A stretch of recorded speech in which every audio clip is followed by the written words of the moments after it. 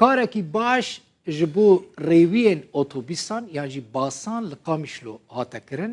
چه بویه که کریه رکسنا پیل او کار کریه راوستگاهن یعنی موقف نمونهی اتوبیسان لباجار قامیشلو آوا کرن هیوی دکم خلق قیمت وان بزانه به پارێزە ڕێکخستنا پێل پلان دکە کە لە باژارên din yên roj avayê Kurdistanê jî wan projeyên xwe çê bike ev jî daxwazeke min e ji pêl yani ne tenê li Qamişlo be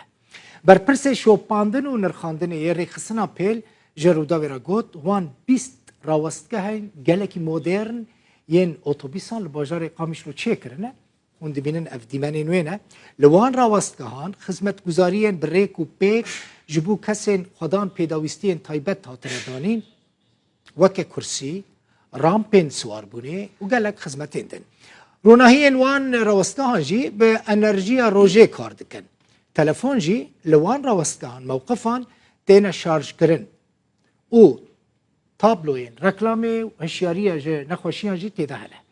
li wan rawestgehan ji sedî pêncî erzanî yanî daşikandin ji bo xwendekaran û xwedan pêdawîstiyên taybet tê pêşkêş kirin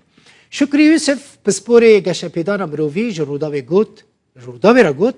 ev rawestgeh xizmeteke baş ji xelkê Qamişlo re dikin روز هاتما داری با کوله بهنه ملی میزان منظرك حضارية منظرك نوع تشتي باقجة إلو مهات بتليفوني خوش جربان فايا الشحن 100% دين هذا تليفونات شحنيني أم منظرها هني منظرك حضارية أم حفاظة حفاظ سري ذكي أم سباسيا منظمات الدول الدين وأفكاري هني بيرابون وأم حفاظة كار ديجي هالو الدولات إلى أعضاء من إلو كشمة تليفوني بيشحن ما كاري شارع شوار بشحنيني سباسيا وكم فعلا منظرك حضارية جملات تيخوسن وحفاظ يسوي تشتي هنيبكي وكسخرانك ودشتي خلنا ده لأنه فعلا منظرك حضاري وأم المناظر هالو ديرن وتشكي حضاري هالو الرجع هذا وجه أم سباسيا هر كسيك وفي كاري رابو سباسيا